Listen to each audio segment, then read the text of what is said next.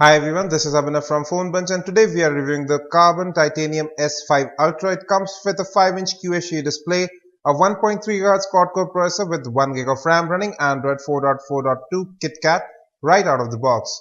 Let's have a look at the build. On the left you have the volume rocker right up top. It is sturdy, offers good feedback as well, and this is a very low profile device. At the top 3.5 audio jack, micro USB, data syncing and charging port. On the right you have the power lock and unlock button, again pushed a bit towards the top. Then you have a space to open the back cover, and at the bottom you have the primary microphone of the device. Moving to the back, you have an 8 megapixel camera, LED flash, carbon branding and the speaker grill at the bottom, which is a bit flush with the surface. The camera hump is a bit protruding but not that much. Overall, this device does feel good to hold in the hand. I don't have large hands, but you can see that both buttons are accessible with your thumb and your index finger. But if we move to your left hand, the phone becomes much more accessible. It's more a left hand friendly device rather than using it in your right hand. The bottom lip of the device definitely makes it much taller than it should be. At the top you have the 2 megapixel camera, proximity and light sensors up top, a 5-inch QHD display and capacitive buttons which do light up. The display does have decent color reproduction but very narrow viewing angles, especially vertical viewing angles. Moreover, it does look pixelated, especially when you are reading text. I'll just change some wallpapers, you'll be able to see color reproduction yourself. You can see the colors do look bright, and this display is viewable in sunlight as well. Coming to network and call quality, this is a default dialer. I'll just make a call to show you the interface as well. We didn't have any major network issues or call quality issues with this phone. The speakerphone is just about loud enough, and the earpiece is actually quite loud. You have call recording built in as well. Now this is a dual SIM 3G device. You can choose which SIM card to use for voice calls, messages, and you have contact binding available too. Wi-Fi hotspot, Bluetooth as well as USB tethering is available. Now you have GPS built in too. In high accuracy mode, it's able to locate quickly when you're outside. You have an 8 megapixel primary camera. This is the default MediaTek camera interface. HDR mode is also available. You can take still 8 megapixel images, and videos can be recorded in 1080p with the rear camera, even with electronic image stabilization on. Videos generally do turn out to be crisp. Now here are some image samples, and there's an off chance that color reproduction from the camera actually turns out to be good. More often than not, colors seem muted, undersaturated. Here too you can see the yellow appears quite a bit duller than it should be, as does this red brick wall. Now autofocusing also does take a lot of time on this device, so therefore even some of the near focus shots do turn out to be a bit blurry. You can see right here, not a lot of detail is captured. Macro shots again take a long time and you would have to rely on tap to focus. Now this is the bundle headset you get within the box. Single button interface when receive calls, and these actually don't sound that good at all. Here's the default music player as well. It's been customized. You do have an equalizer built in. It does work, especially with your headphones on. Moreover, you can play with the interface a bit. You can switch on a visualizer, and that's pretty much it. However, you can also switch directly to any of your playlists or even FM radio from within this interface. So it's all built in.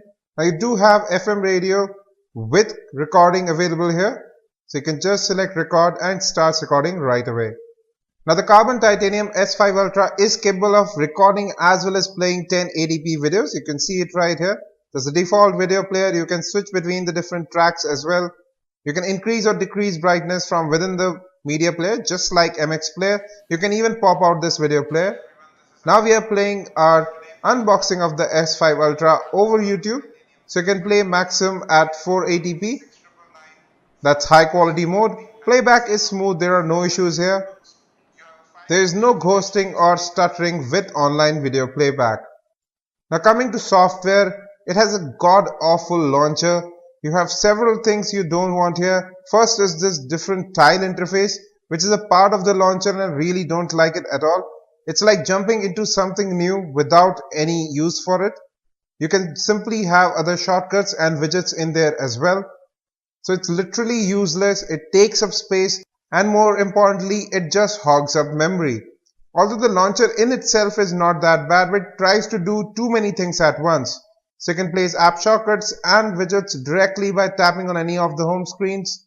Here's your default app drawer as well as widgets. You have a separate download tab. You can sort apps as well. So there's just too many things going on here. And then you have this floating mode using which you can multitask with a dialer, video player, or even music playback, which would float over everything else that you are doing. However, this definitely slows down the interface and performance begins to degrade. It's not a perfect solution to multitasking. Now if we come to software, we'll be able to see it's running Android 4.4.2 KitKat right out of the box.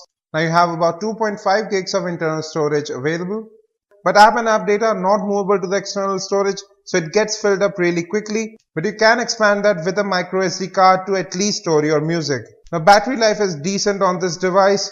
You will be able to get about 1 day of usage at max. For a heavy user, charging overnight would be applicable. RAM management is good here. You have about 250 to 400 MB of RAM available with general use. You have pattern pin password apart from face unlock and voice unlock in security. And you get the older Google keyboard here without the gesture functionality.